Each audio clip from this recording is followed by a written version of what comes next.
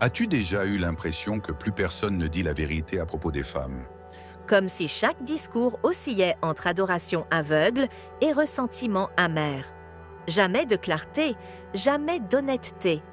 La société continue d'idéaliser les femmes, pures, bienveillantes, moralement supérieures. Mais si cette image n'était qu'une illusion savamment construite, et si l'un des philosophes les plus controversés de l'histoire l'avait compris il y a plus d'un siècle? Friedrich Nietzsche n'avait pas peur de dire ce que d'autres n'osaient même pas penser. Il ne haïssait pas les femmes, mais il ne les idéalisait pas non plus. Alors que la plupart des penseurs de son époque les ignoraient ou les plaçaient sur un piédestal, Nietzsche a décidé d'aller plus loin. Il s'est posé une question que peu de gens osent encore poser aujourd'hui.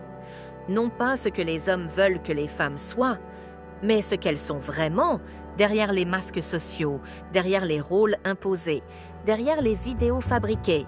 Et ce qu'il a vu était troublant, pas parce que c'était offensant, mais parce que c'était vrai.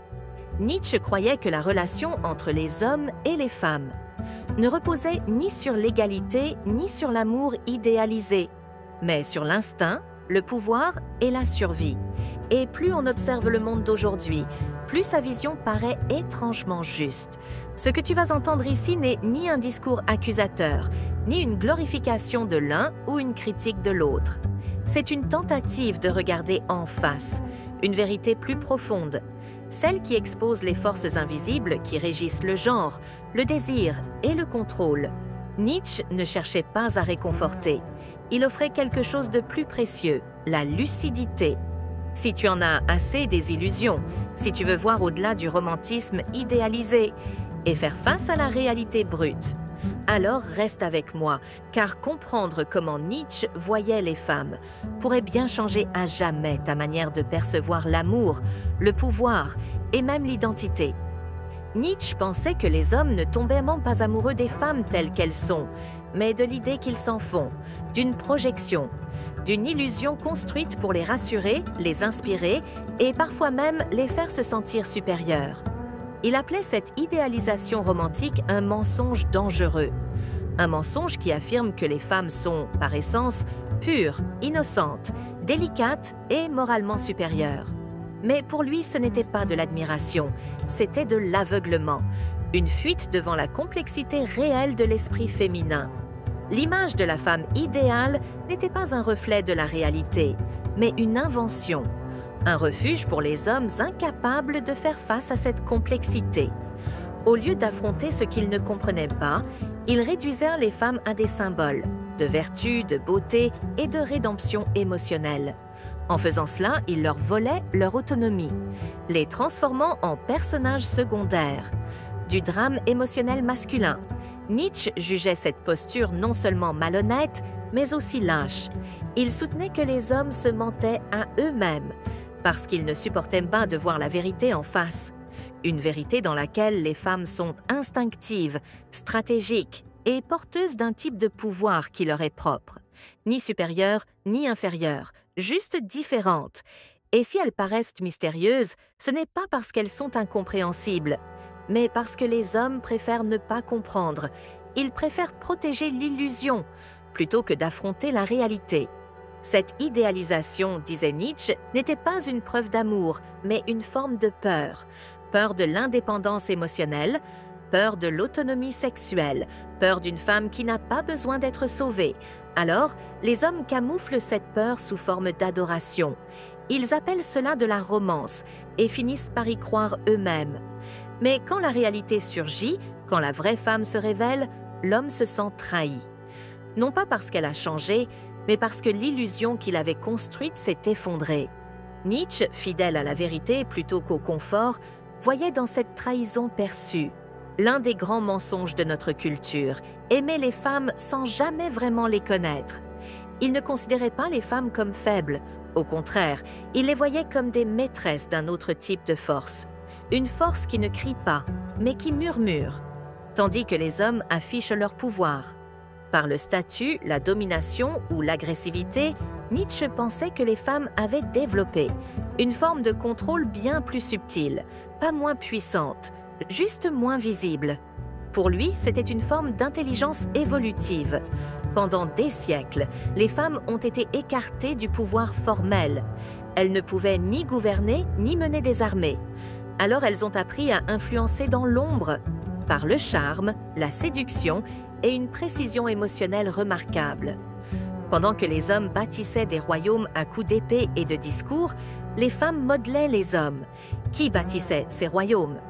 Nietzsche observait comment elles guidaient les décisions, sans donner d'ordre, comment elles gagnaient la loyauté, sans recourir à la force, comment elles obtenaient protection, sans jamais avoir à la demander.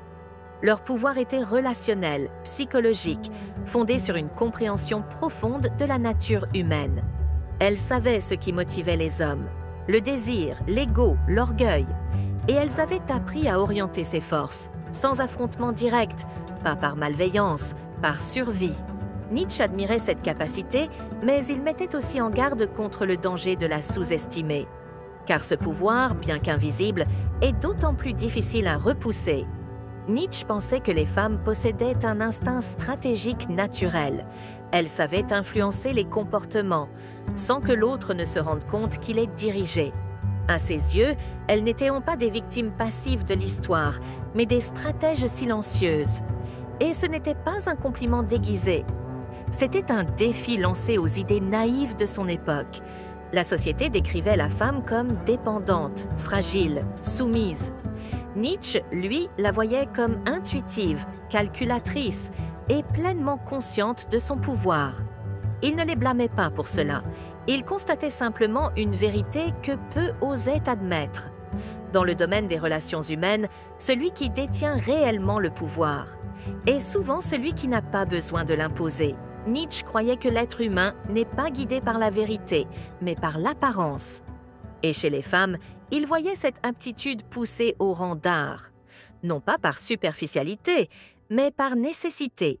Dans un monde où le pouvoir leur était refusé, elles ont appris à survivre par l'illusion, par la mise en scène, par l'art de façonner la perception des autres. Il ne les accusait pas de fausseté, au contraire, il admirait leur capacité à évoluer, dans un environnement souvent hostile, grâce à une maîtrise remarquable de l'apparence. Là où les hommes confondent souvent l'image et la réalité, Nietzsche disait que les femmes, elles, comprennent instinctivement la différence. Elles savent que le masque n'est pas le visage, mais elles savent aussi que le masque compte souvent plus que le visage lui-même. Selon Nietzsche, la manière dont une femme se présente n'est pas simple coquetterie, c'est une stratégie. Sa beauté, sa grâce, son intelligence sociale ne sont pas des ornements, mais des outils. Dans une société qui réduit encore trop souvent la valeur d'une femme à son image, elles apprennent très tôt que contrôler la perception, c'est contrôler le résultat. Pour Nietzsche, les gens ne tombent pas amoureux de la réalité, mais de ce qu'ils espèrent que la réalité soit. En contrôlant l'image qu'elles renvoient, les femmes ne se contentent pas de s'adapter au monde. Elles le redéfinissent. C'est pourquoi Nietzsche affirmait que la question de la vérité ne peut jamais être simple quand il s'agit d'interactions humaines. Dans un monde où la perception prime, le désir d'apparaître devient aussi important, voire plus, que le désir d'être. À travers des siècles d'exclusion, les femmes ont affiné une compétence que peu reconnaissent à sa juste valeur. Une maîtrise silencieuse et constante de l'apparence qui influence tout en profondeur. Nietzsche ne voyait pas l'amour comme une union paisible. Pour lui, c'était un champ de bataille où deux instincts opposés s'affrontent, sous le masque de la romance. Hommes et femmes ne sont pas naturellement alignés, mais en tension constante. Ils se désirent, oui, mais pour des raisons différentes. Les hommes aiment à travers leurs idéaux. Ils projettent leurs rêves sur les femmes, espérant y trouver beauté, salut, sécurité. Les femmes, quant à elles, aiment avec des instincts plus affinés. Pour elles, l'amour est souvent une forme de préservation.